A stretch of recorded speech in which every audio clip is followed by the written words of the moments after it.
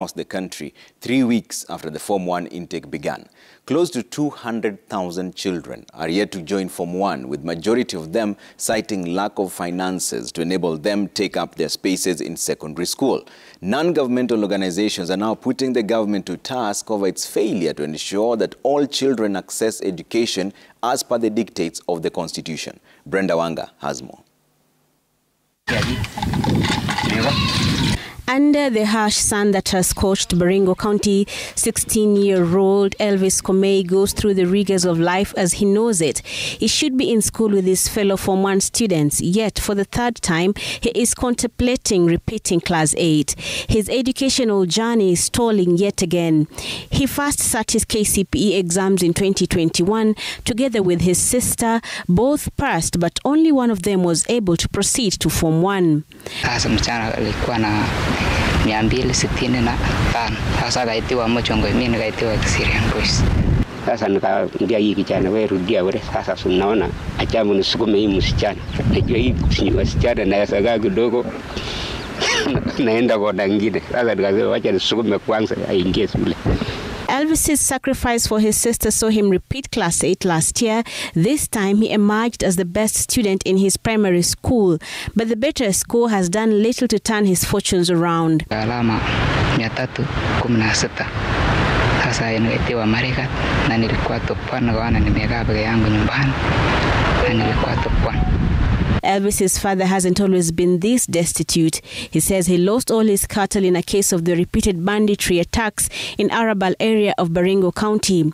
The surviving goats he had hoped would be his seeds to start another flock where he resettled also succumbed to the vagaries of the climate conditions, leaving him now dependent on odd jobs here and there to feed and take care of his family. The family struggles to meet even the most basic of needs, including decent shelter and bedding. Their collective attempts to get their hands on any of the bursaries on offer have not yielded any fruit, as they fail to qualify on account of their IDP status. Naona mbaya kweli wanzangu wakienda shule na mimi nakaa nyumbani, lazima nikiona nyumbani basi hauna kitu, sasa hauna kitu. In Kericho, Felix Kibet Rono is also staring at an abrupt end to his schooling days, his hopes of joining high school fading with each passing day. The teenager scored 412 marks and has been unable to join Nanyuki High School. Babangu anafanya kazi ya kupaka rangi viatu.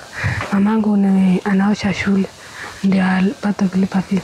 Lakini hiyo pesa yote haikuwa ikitosha kumaliza fees. Elvis and Felix are just a small portion of the hundreds of thousands of children facing the very real danger of falling through the education cracks through no fault and no choice of their own, other than the fact that they are the faces of education poverty, where bright children miss out on advancing in their studies because they simply cannot afford the cost of education. Activists say the government is not fulfilling its end of the bargain, especially in economically challenged and marginalized areas, and are now petitioning the government to prioritize education funding in this area. Bursaries wazazi wanapata elfu ngapi? Tano. School fees saizi ni more than 30,000.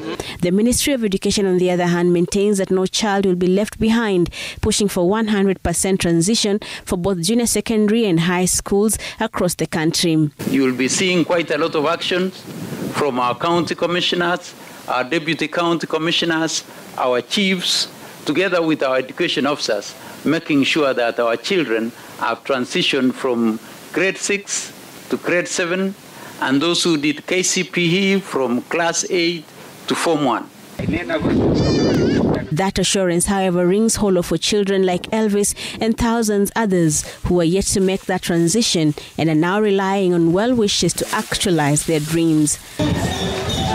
Brenda Wanga, Citizen TV.